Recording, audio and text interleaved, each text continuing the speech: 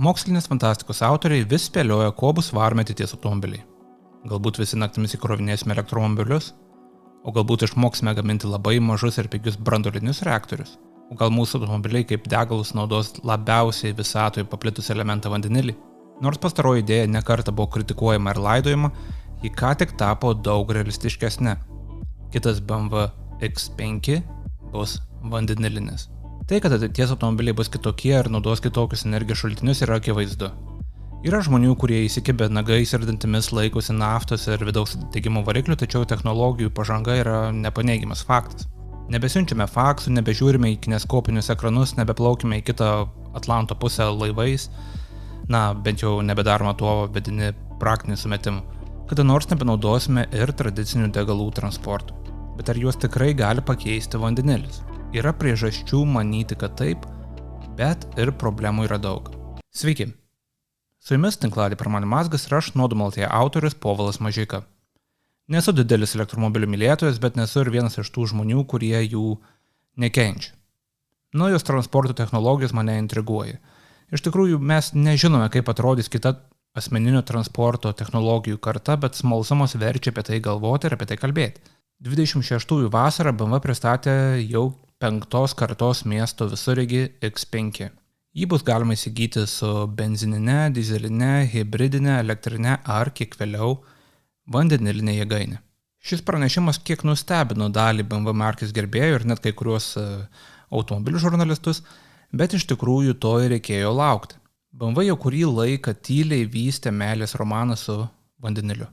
Šioje tinklalaidėje aš papasakosiu, kuo įdomus vandeniliu varomi automobiliai, kaip jie veikia, kodėl jie yra kritikuojami, kodėl BMW stato savo pinigus ant šios idėjos ir kokios kitos transporto priemonės, neskaitant lengvųjų automobilių, jau netolimoje ateityje gali naudoti vandenilį.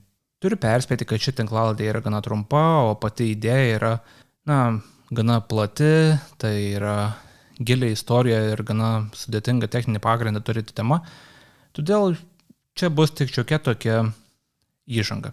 Bet prieš tai pakviesiu jūs užsukti į šio įrašo aprašymą, kur rasti kelias aktualias nuorodas. Tai yra nuorodas į kelius rekomenduojamus straipsnius, taip pat Nuodumaltėje socialinius tinklus ir Nuodumaltėje Contribui puslapį, kur galite tapti svetainės ir šios tinklalaidės rėmėjais. Ačiū visiems, kurie renkasi palaikyti Nuodumaltėje projektą, visiems, kurie klauso, žiūri ir skaito.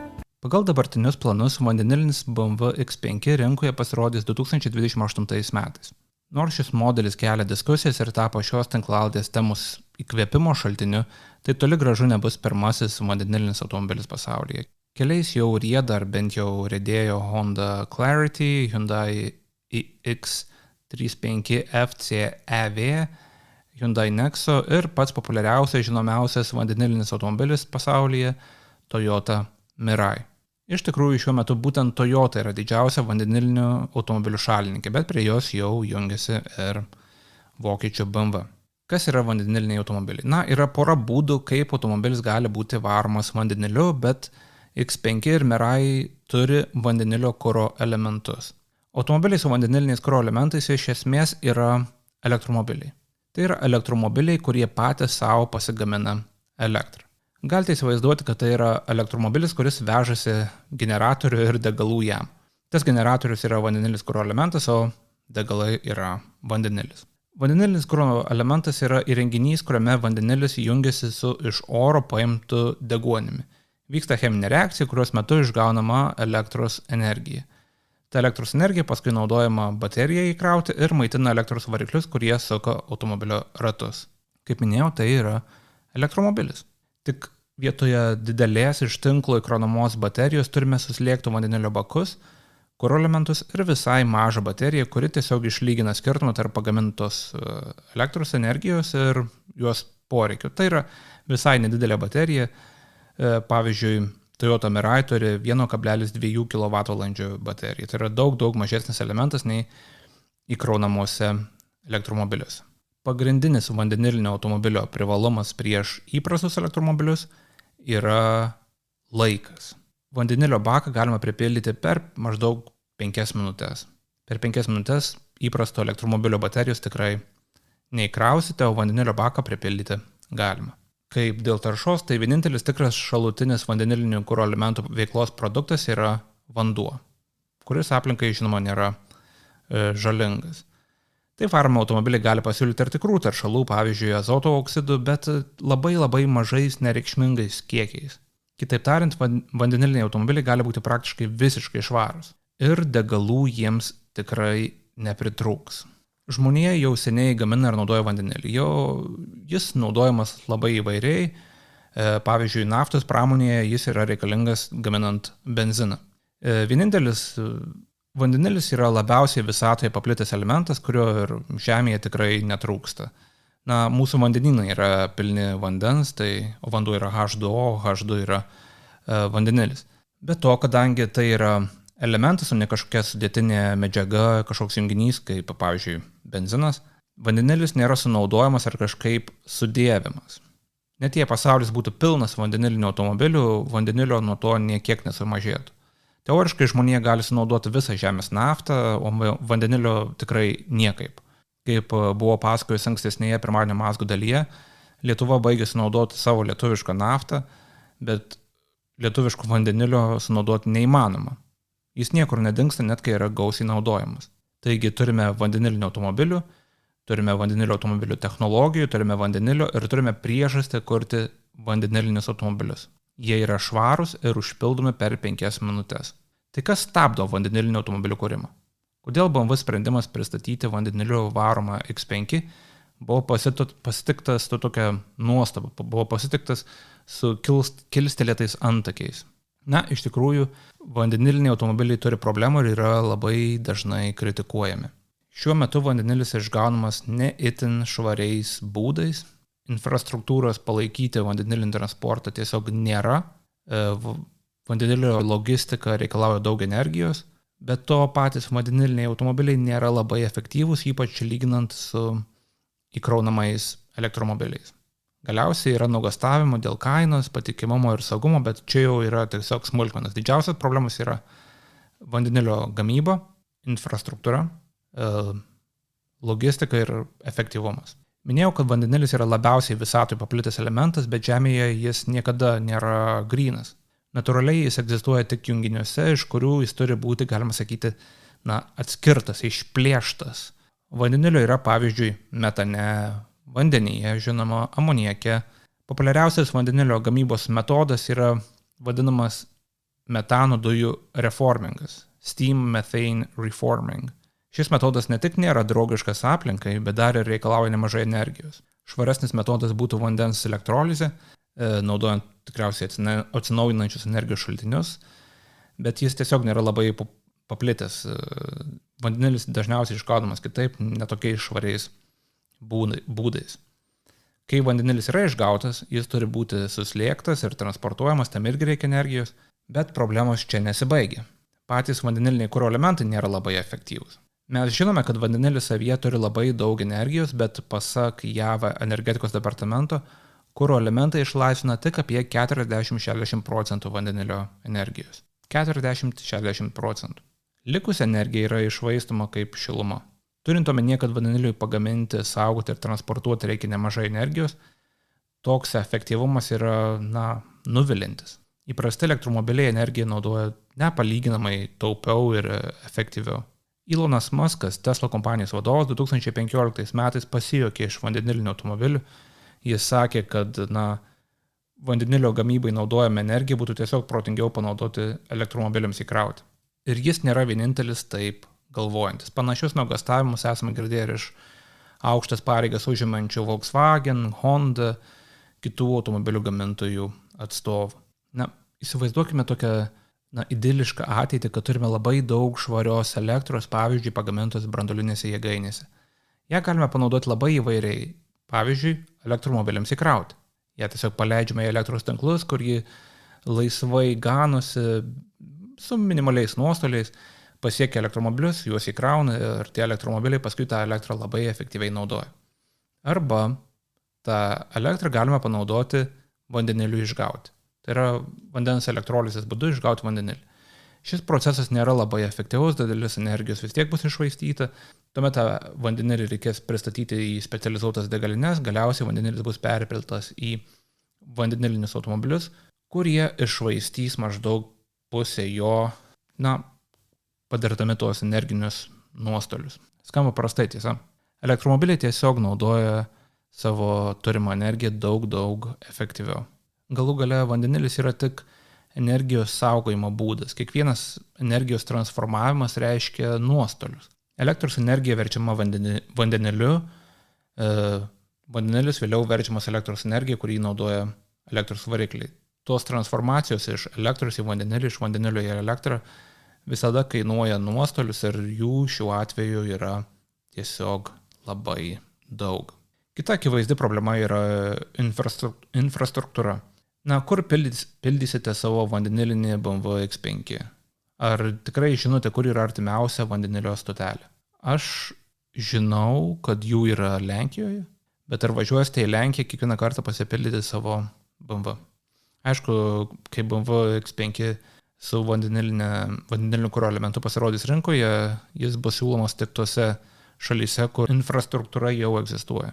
Jamesas Mayus, Top Gear vedėjas, turėjo Toyota Mirai ir nors gyvena Londone, sunkiai rasdavo vietą, kur galėtų jį papildyti. Na, koks skirtumas, kad jo bakus galima užpildyti per 5 minutės, jei jų pildyti tiesiog nėra kur. Taigi didžiausias problemos yra vandenilio gamyba, skirstymas ir panaudojimas automobilyje. Bet dar yra kelios tokios mažesnės problemos, kurios jau yra, sprendžiamos arba praktiškai išspręstos. Visų pirma, žmonės nerimauja dėl saugumo, nes vandenilis yra ypatingai degios dujos. Jie vis prisimena 37-ųjų Hindenburgo katastrofą Naujajame Džersyje. Hindenburgas yra toks milžiniškas keleivinis cepelinas. Tąkart tais 37 metais jis į JAV atlėkė iš Vokietijos, bet tūpdamas per kelias sekundės visiškai paskendo liepsnose. Žuvo 35 iš 97 viduje buvusių žmonių, visi kiti buvo sužeisti. Kuo buvo pripildytas Hindenburgas? Vandeniliu. Tiesa, visi automobiliai yra kruopščiai bandomi, Toyota savo vandenilinius automobilius labai išsamei ir ilgai bandė, kad, įsitikintų, kad netgi žiaurios avarijos atveju vandenilio bakai nebus pažeisti ir nekils kažkoks žiaurus gaisras. Galite nebijoti, kad ir BMW tą saugumą pažiūrės labai rimtai, juolab, kad yra institucijų, kurios automobilių saugumą tikrina ir vandeniliniai automobiliai nebus atleisti nuo įprastų saugumo standartų. Žmonėms kyla dvejonių ir dėl vandenilinio automobilio patikimumo ir ilgamšiškumo. Tai gana sudėtingos, labai tokios technologiškai pažangios mašinos ir tas kompleksiškumas jų kelia tokių dvejonių dėl jų patikimumo. Vandeniliniai kuro elementai, kurie, kaip minėta, ir taip nėra labai efektyvūs, su laiku tą dalį efektyvumo dar gali prarasti. Sensta ir tos jų mažos naudojamos baterijos, bet iš tikrųjų, pažvelgiant šiek tiek plačiau, ši kritika neturi svorio, nes tą patį galima pasakyti apie iš esmės visus automobilius. Visi jie sensta ir dėvisi ir praranda efektyvumą ir genda ir panašiai. Ir vandeniliniai automobiliai nebus amžiniai irgi, taigi ta jų patikimumo problema daugiausiai yra iš esmės išgalvota ir neaktuali. Tuo tarpu kaina yra tikra problema. Automobiliai su vandenilio kuro elementais yra labai brangus. Brangesni už įprastus įkraunamus elektromobilius. Reikalas tame, kad ekonomiškumas, ta žemesnė kaina yra pasiekiama tik masinėje gamyboje, kai technologijų vystymo kaštus galima padalinti per didesnį produktų skaičių. Vandeniliniai automobiliai dar nepasiekė tos tikros masinės gamybos ir neaišku, ar kada nors pasieks, todėl yra labai brangus. Bet ką žino, galbūt BMW padės peržengti tą populiarumo slenkstį ir kainos pradės mažėti. Tai kodėl BMW kiša nosį, rankas ir milijonus eurų į tiek daug problemų turinčią vandenilio kuro elementų technologiją? Kodėl naujasis BMW X5 turės tą vandeniliu varomą versiją? Kodėl? Iš tikrųjų, BMW atveju dalis tų problemų jau turi sprendimą. Aš buvau užsiminęs, kad BMW jau kurį laiką tyliai vysto meilės romaną su vandeniliu. Jie iš tikrųjų turi labai daug patirties su šiais degalais. Jie jau daugiau nei 10 metų BMW gamykloje Leipzige naudoja vandenilinius šakinius krautuvus ir įvairius pramoninius detalių vežimėlius. Tos mažytės pramoninės mašinos važinėja po gamyklą ištisą parą, veikia tyliai, neišmeta didesnio kiekio taršalų ir gali būti papildytos degalais per kelias minutės. Joms nereikia sustoti ten valandoms, kad būtų įkrautos jų baterijos. Tokių mažų pramoninių vandenilinių mašinų ten jau yra daugiau negu 230. Vienoje gamykloje daugiau negu 230 vandenilinių transporto priemonių. 2022 metais ta BMW gamykla Leipzige įsirengė naujus vandenilinius degiklius savo dažymo ceche. Automobilių dažymui reikalingas toks, reikalinga klimato kontrolė, galima sakyti, kad dažai tinkamai išdžiūtų ir per ilgai neužtruktų tas procesas. Ir ten jie naudoja degiklius, kurie gali naudoti ir vandenilį. Ta BMW gamykla Leipzige šiuo metu vandenilį gauna sunkvežimiais, bet jau nuo 27-ųjų ta gamykla taps pirmąją pasaulyje, kuri vandenilį gauna centralizuotų vamzdynų. Priminsiu, kad Toyota yra šiaip didžiausia vandenilinių transporto šalininkė, bet štai BMW vandeniliu aprūpins visą gamyklą, centrinių vamzdynų. Minėjau, kad viena didžiausių kliūčių vandenilinių automobilių plitimų yra stotelio trūkumas ir pati vandenilio logistika. Vokietija šią problemą jau sprendžia nacionaliniu lygiu. Tai, kad BMW gamykla Leipzige bus prijungta prie vandenilio vamzdynų, nėra atsitiktinumas, tai nėra kažkoks skubotas, greitai priimtas sprendimas. Vandenilio vamzdynai plėtojami visoje Vokietijoje ir tai yra viena iš priežasčių, kodėl BMW taip drąsiai stato dalį savo žetonų ant šios technologijos. Infrastruktūra palaipsniui gerėja, o logistikos kaštai, tiek piniginiai, tiek energijos, mažėja. Tas Vokietijos nacionalinis vandenilio vamzdynas 2032 metais jau turės daugiau nei 9000 km vamzdžių. Tas vandenilio vamzdynas maitinas gamyklas ir, aišku, transportą. Be to, Vokietija planuoja vandenilį gaminti švariai. Vietoje minėto metano dujų reformingo bus naudojamas daug švaresnis elektrolisis procesas, kurį varys perteklinę atsinaujinančią šaltinio energiją. Iš tikrųjų tai, kad naujas BMW X5 turės vandenilinę versiją, buvo žinoma jau gana seniai, nes BMW vis skelbdavo pranešimus spaudai apie naujas technologijas, rodė bandomus prototipus ir panašiai. Pavyzdžiui, BMW rodė savo naują vandenilio talpų sistemą, kuri kompaktiškai tilps po bagažinės grindimis ir, neužims per daug vietos ir leis tam BMW X5 išsaugoti tą savo praktiškai didelę bagažinę. Ir vis tiek automobilių su vandenilio kuro elementais kūrimas yra labai drąsus ir brangus žingsnis. Vietoje to, kad visus savo išteklius skirtų pasitvirtinusiams ir įsitvirtinusiams technologijoms, dalį jų BMW nukreipia į vandenilį ir visi supranta, kad tie pinigai gali būti prarasti, jeigu vandenilis neįsitvirtins, jeigu tie vandeniliniai X5 nebus parduoti. Ir pinigų tam reikia iš tikrųjų daug. Naujasis BMW X5 bus prieinamas su benzininė, dizelinė, hibridinė, elektrinė ir vandenilinė jėgainėmis. Visas tas jėgainės reikia suprojektuoti, išbandyti, sukomplektuoti naujame kėbulė.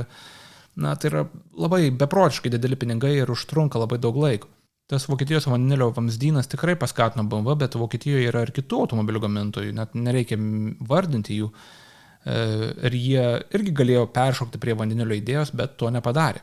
Bet BMW iš kitų tų Vokietijos automobilių gamintojų išsiskiria tuo, kad artimai bendradarbiauja su Toyota ir tas jų ryšys plėtojamas per skirtingus projektus, per pramonę yra gana įdomus.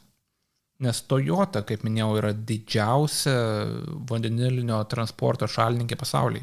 Toyota į vandenilio kuro elementų kūrimą ir jais varomų automobilių vystymą nebejotinai investavo daugiau nei bet kuris kitas gamintojas pasaulyje. Ir ką jie padarė su šia jiems priklausančia technologija? Jie ją tiesiog paleido į pasaulį.